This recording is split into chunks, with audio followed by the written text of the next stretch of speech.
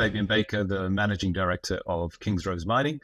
We're ASX listed, and we've been building a portfolio of high-quality critical minerals projects in Scandinavia, and most recently secured a partnership with the world's largest mining company, BHP, to advance what we're doing there. Good to see you again, Fabian. It's been a while.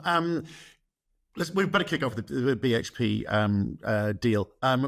Tell us about it, how it's structured, and what it means for you. Sure. So this is what we call an exploration alliance. Well, it's two actually, one for Finland, one for Norway, and it's essentially quite an innovative partnership where BHP will entirely self-fund us to explore huge regional exploration concepts that we've developed for nickel and copper throughout parts of Finland and Norway. Right, but I'm more interested in the structure because we've seen a lot of these deals. People like Rio and Vale, etc. They throw money at juniors in the hope of it being sort of cheap source of their exploration. Why is this any different from that? And why do you feel that this is a good deal for your shareholders? Sure. Well, I mean, firstly, this is really an evolution of a collaboration with BHP that's actually been going on for about 18 months now, and it all started with them announcing their really pioneering Explore program, which is a first of its kind accelerator program that we were chosen to be a part of earlier last year.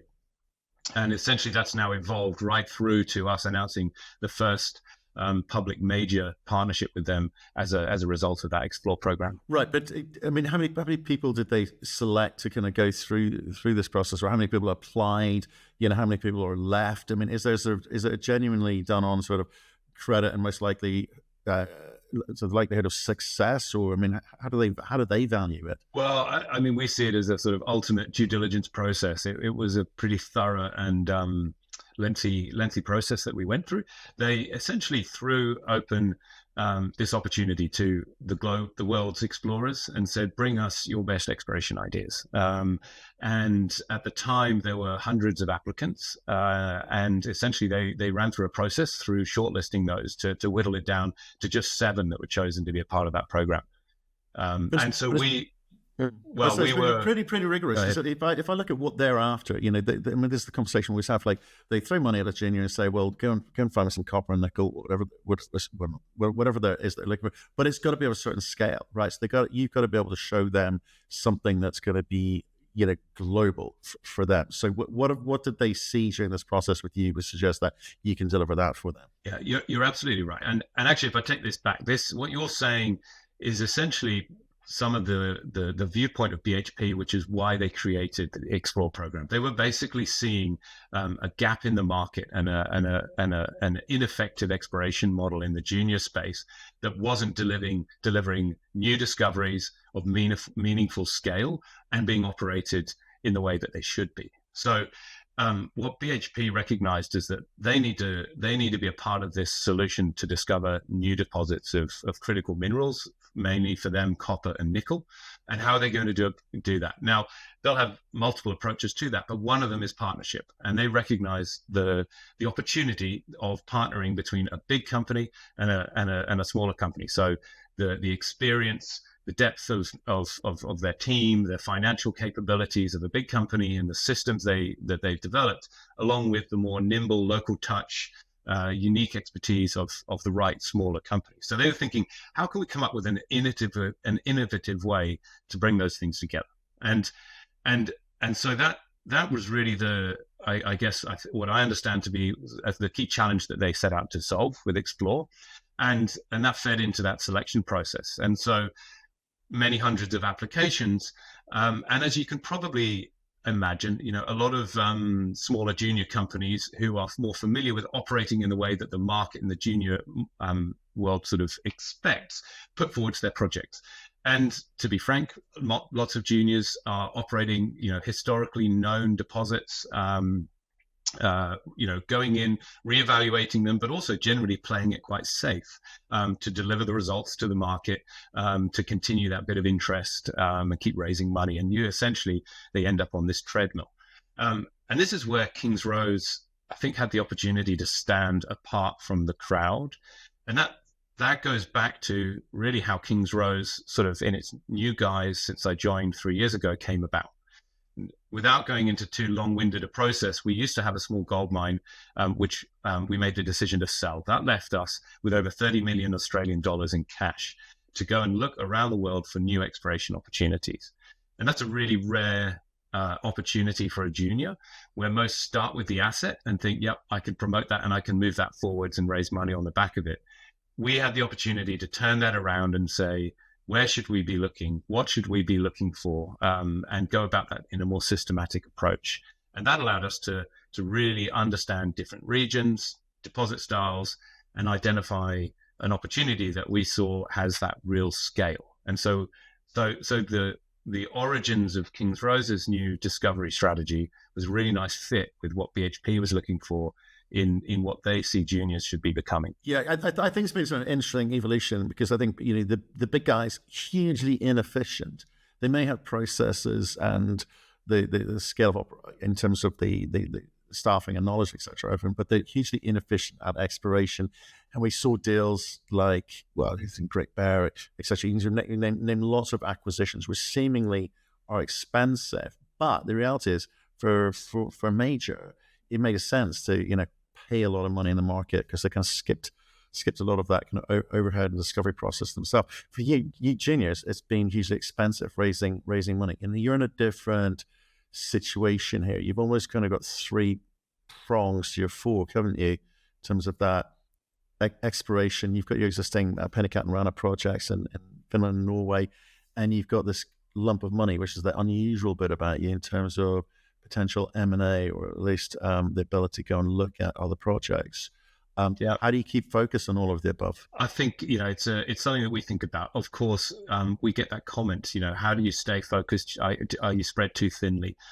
We keep a close eye on that, but we believe that a company like ours, a real explorer, should have a few quality assets. The reality that each junior company with a single asset that is going to be the world's next best mine just isn't a statistical likelihood. Exploration is high risk, and you do have to test lots of ideas. So what we try to do is make sure it's a really well thought through, refined portfolio, but it is a portfolio that allows us multiple opportunities to create value. And again, that is where we're trying to create Kingsrose as an exploration business that has longevity and operates with a longer time frame and with basically better capabilities to test these ideas. Right. Well, I can see what the market reaction thinks. What does having BHP as a potential partner do for you in terms of, I guess, getting noticed? Because what are you? So 40 million bucks at the moment. You're a long ways away from attracting the institutional eyeballs. But how do you set yourself up for that moment where perhaps building on this BHP deal will allow you to have the sorts of conversations that you're going to want to have further down the line? Well, as I said, we went into Scandinavia, and we do have a couple of other more advanced exploration assets that are separate from the BHP deal. So we're funding those ourselves and driving those forwards. Now, those are more imminent sort of exploration success stories that could evolve towards a resource and move ourselves to that higher market cap that could attract those investors.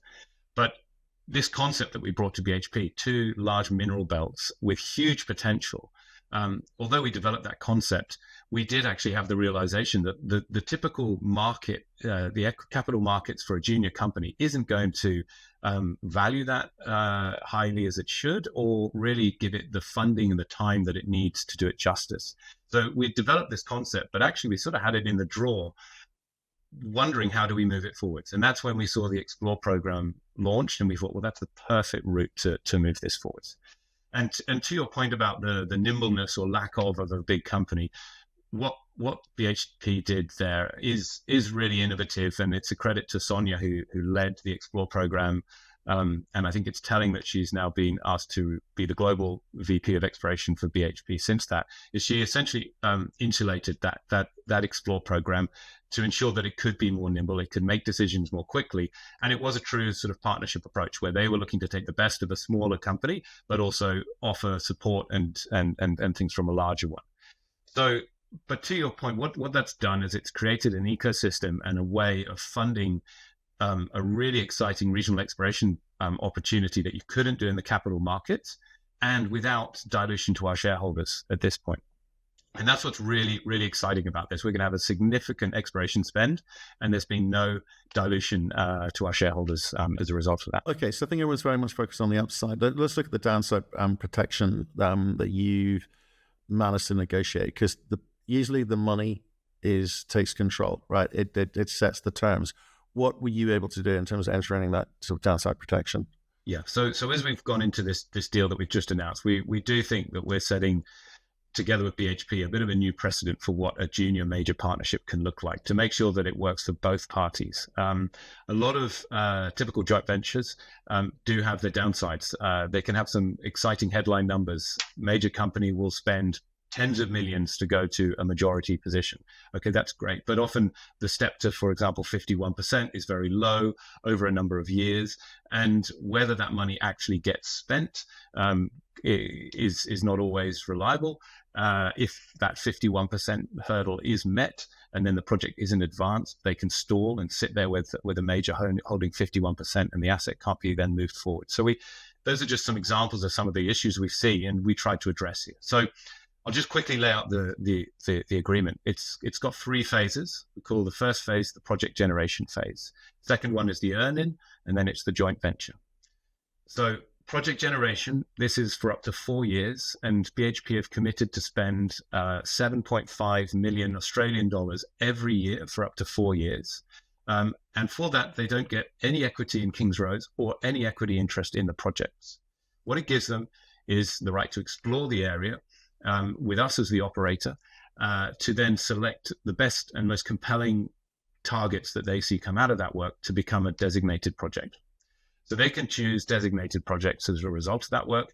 All the rest of the work that they do, any areas that don't get selected, sit and stay with Kingsrose 100%. We can do what we like with it. Then it goes into the earn-in phase. They then, per project that they select, would have to spend in total another 36 million US dollars or 56 million Australian dollars to go to 75%. There is a step to 51% for 6 million US, and then the rest, another 30 to go to 75. But what I really like about this is if they don't take it all the way to 75%, their 51 will revert to 49. Kingsrose maintains a majority ownership and the casting vote to drive forwards the project. So what we have is every single year a commitment to spend a significant amount of money on the project. BHP has the benefit of the exclusive right to explore that area, and if they find a tier 1 world-class asset, they can take that all the way to earning 75%. And if that happens, for us sitting there free carried to a 25% position in a project of the scale the world's largest mining company is looking for, fantastic. That's going to create huge value. Anything short of that, Kingsrose will retain a majority ownership position in the project and be able to continue moving it forwards to create value. And if you look around the world, most assets, to be frank, won't meet the scale hurdles of BHP, but could be really valuable for a company like us. So we think it's a really elegant model. You've thought about it, and with that 49%, obviously that's a chunk of an asset, a chunk of a JV project. That would have to get diluted down over time. And is there any kind of agreement in terms of, presumably if it's not big enough for them, they're not going to want to kind of follow their money, as it were. There's a case of diluting them down over time. Have you thought about how that process is managed? Yeah, absolutely. So of course, the first project generation phase for 20 million US dollars, that they don't get any interest for that. And then they start earning in per project to go to 51. And if they do revert down to 49, yes, essentially we will propose work programs, move the project forwards, and they have the right to either contribute their 49% of the budgets or dilute. We can move it forward, dictate to a large extent the work programs, and they either put up their share of pro rata money on an equal basis to us, or they can dilute. If they do dilute down below 10%, then actually it gets converted to a royalty. So they could convert to what we call a dilution royalty, 2%, and we've got the right to buy back half of that. So it leaves us with 100% ownership of the asset and a small royalty to BHP as their upside. Got it. Okay, fine. Right, enough on that. Just give us a sort of a glance at what's happening up in Finland, Pennycat, and Rana as well. Sure. How are those advancing? Yeah, well, Pennycat was the sort of primary asset that we went into Scandinavia on. It's a very high grade PGE deposit in Finland. It sits at surface. We have 25 kilometers of outcropping high grade mineralized strike. Back in the 80s, the Finnish state drilled it. There's 100 drill holes, all with spectacular results. And on the basis of that, we see it as probably the world's highest grade PGE exploration project. Starts at surface and happens to be located just down the road from a major port and an existing mine in Finland. So it's got all the right attributes, as well as PGEs being, in the EU's view, one of the most critical minerals from the point of view of supply, because most of the world's supply comes from Russia and South Africa, which are both experiencing significant issues and declining grades and lower productivity on the mines. So it's strategic, it's high grade, it's well located. The challenge that we have been working through is permitting for drilling. So a big portion of the area sits under a low-level environmental designation called Natura 2000. That's meant we've had to do biodiversity surveys and plan all our drilling. Those are done. They're in with the government now, and we're just working through the final permitting steps. So we've announced that the environmental authorities given us the thumbs up, their approval, and we're just waiting for the mines department over the next couple of months to issue the drilling permits. So okay. We're nearing the end of that. One thing I do have to caution, there is the ability for local NGOs to appeal the decision, and that could knock it into another few months, actually up to 12 months of an administrative process before we can drill there. So it's a long lead time project, but the prize is so significant. If you look at the exploration target that we've calculated, it's got multi-million ounce potential, and we think it's worth the wait. So that's moving well. The other project, as you mentioned, is Rana. That's in Norway. It's a brownfields nickel project. There was an operating mine there, but something we see throughout a lot of Scandinavia is historically there was this focus on mining rather than exploration. So mineralization would be found, and the priority was, can we define enough in the ground just to start mining as quickly as possible? And if they did, that was the focus, and actually exploration sort of got neglected. So we actually see the old mine there as just a representation of a much more prospective sort of region. We've gone in, applied new modern geophysics and understanding to that project for the first time ever during last year, and we're having some great success. So new areas 4 kilometers away from the mine, we just hit 26 meters at 0.7 nickel, 0.3 copper, some significant cobalt, and these are brand new massive sulfide occurrences, deposits as a part of that system. So we can continue to roll out that new targeting technique across that area, and we've got some really exciting targets. The key tool being EM, electromagnetic geophysics, gives you essentially indications where you may have massive sulfides, and we've got a zone of 1.6 kilometers of outcropping, massive sulfide outcrops, and then EM targets at depth. One of those is what we drilled and had this nice hit, and there's a series of those to be drilled, which we'll be drilling mid to late the European summer this year. Right, and you've optioned to consolidate that project as well from EMX, I see. Yeah, that's right. We've pieced that together. We own a larger amount of it, 100%. Actually, a portion of it we're still earning into. So we're just finalizing our ownership of 51%, which we met the expenditure commitments last year on, and we can keep progressing that to a larger majority. Okay, I mean, it seems to me that like I say, you got lots of things on the table, and you've explained that you can manage that process. In terms of the people side of things, we're hearing across the world, people, that's the hard bit, quality people especially, to run all of this. I mean, how are things for you, certainly on the ground in Norway and Finland, from that regard? Yeah, you're right. I mean, for us, people are one of the, if not the most important asset in the company.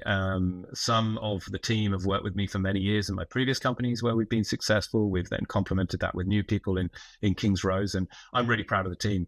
And one of the things we've done, again, through having that bit more money and the support of the BHP program, is be able to build a slightly larger, more capable team with that's sort of multifaceted. So for the stage that we're at, we're quite rare in not only having a great exploration team, but we've also got a head of sustainability and a small sustainability team. Because if you can't get access to the ground and build those relationships at an early stage with communities, where we just see countless projects failing because of that. And you only have to look at the news in recent times, whether it's First Quantum in Panama or a host of other issues where if you don't have that social license, your investment essentially is worth very little. So again, we're trying to operate to a higher standard and have a really good team. One of the latest additions, which is to support a lot of what we're doing with BHP now, is Ina. She's our new country manager in Norway. She's the former mayor of that part of northern Norway. Fantastic lady from local to the area, very dynamic, really understands how to operate there, and she's an integral part to us being able to deliver what we're doing there. Okay, good. Yeah. And I obviously like great reaction from the market. The ASX, how are retail investors feeling at the moment? Well, I think they're feeling quite relieved that we got this news out. Yeah. I think what we're doing has real potential and will create value, but at the same time, we have gone down a route where we're focusing on quality assets and taking the time that they require to advance them properly. And so we've had a period with a bit of a lack of news flow. So it's really nice to get this news out, show our investors what we've been working so hard on for the last number of months. And yeah, we've had a fantastic response. And actually, we've got a really supportive group of shareholders, predominantly retail, starting to introduce now a bit more family office and institutional investment to our register, because I think people are starting to see a company here that's not a single asset roll of the dice. This is a business that we're trying to build that's got multiple opportunities to create value over years to come, especially moving into this what looks to be an excellent commodity cycle with many metals prices ripping along nicely. For sure. I'm loving the way you're describing it as a business. That's a rarity in this space. Sounds like you want to make some money at some point. Absolutely. Really. Look, Fabian, good to see you again. Stay in touch. Obviously, hopefully a bit more news coming down the line from you. We'll see you soon. Thanks.